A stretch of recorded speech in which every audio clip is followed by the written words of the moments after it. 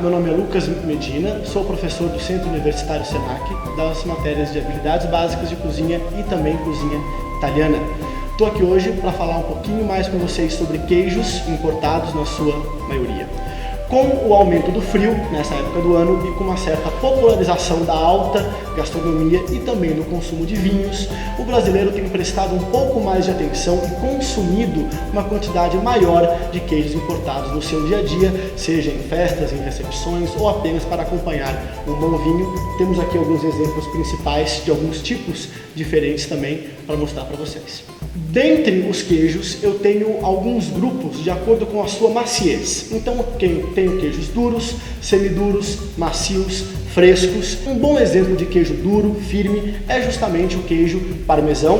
Tem sua origem na Itália, mas é largamente difundido no Brasil. Possui uma quantidade de gordura bem elevada, um sabor salgado pronunciado também. Ele derrete facilmente, fica muito bem ralado, é um queijo bem conhecido aí por todos nós. Retiro essa parte da casca, que é um pouco mais escura e muito mais dura.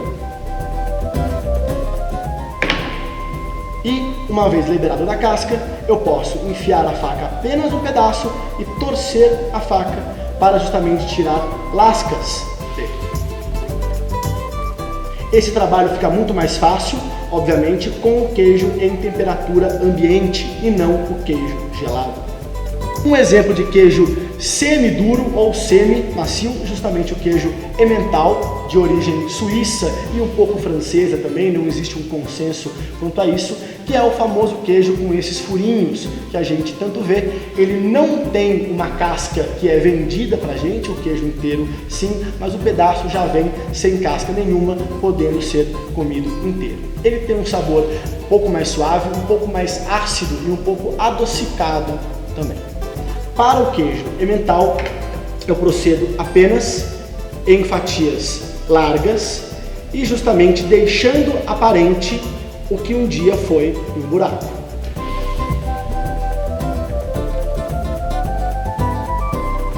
É importante não fazer fatias muito compridas para justamente facilitar a porção para a pessoa pegar. No caso desse, eu posso dividi-la ao meio e está resolvido.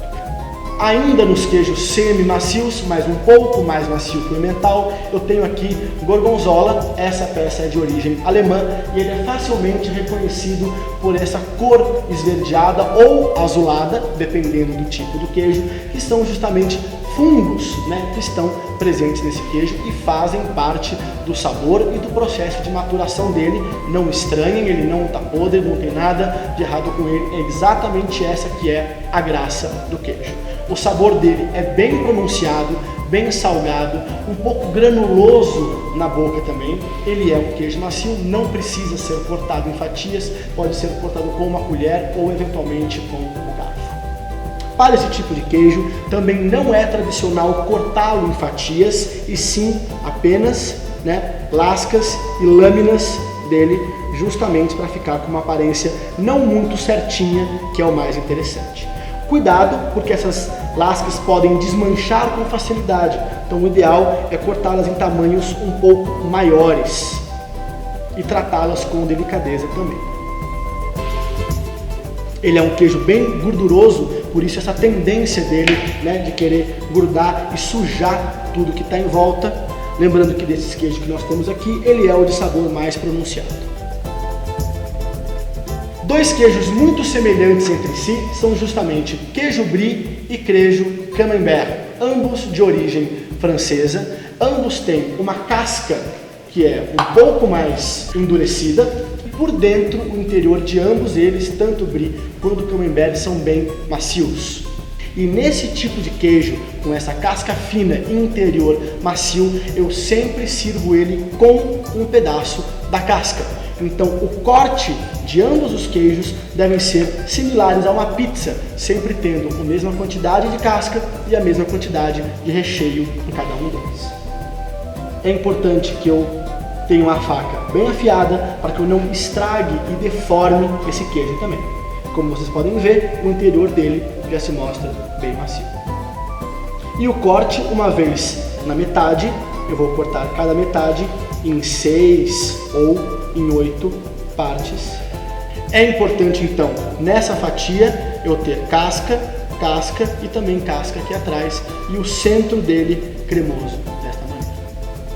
Falando um pouco de queijos cremosos e queijos mais frescos, eu tenho aqui dois exemplos de queijos de cabra fresco. Então esse aqui é apenas o queijo de cabra, branquinho, e aqui eu tenho ele na versão com cinzas por fora também. Isso é uma certa tradição francesa, não interfere muito no sabor, mas visualmente também fica interessante. Ele tem um sabor, não é muito salgado, ele é mais ácido, mais azedo também. Para os queijos macios, além da faca, eu me utilizo de uma colher para facilitar o serviço, porque eu justamente não consigo tirar uma fatia uniforme dele. Então isso é porcionado de alguma maneira e depois, com o auxílio de algum outro instrumento ou uma pequena espátula para patês, eu vou colocando isso na tábua. É interessante, sempre num queijo fresco, branco desse, algum azeite aromatizado por cima, algum tempero extra também. E é importante sempre deixar para cortar esse queijo com a cinza por último, porque ele vai justamente me sujar a tábua.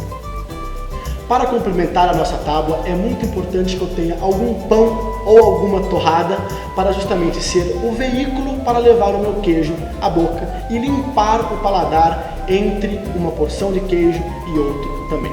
É importante que essa torrada não seja de sabor muito forte, integral, com muito tempero ou com muitos grãos, seja apenas uma torrada branca para justamente facilitar a gente entender o gosto do próprio queijo. É importante estar sendo muito consumido algum tipo de geleia com os queijos mais fortes, normalmente uma geleia de pimenta com o queijo brie ou alguma outra geleia de frutas vermelhas, amora, framboesa, para também contrabalancear com esse evento do queijo muito forte. Então um toque adocicado, um toque cítrico também prepara o paladar e alivia para o próximo queijo.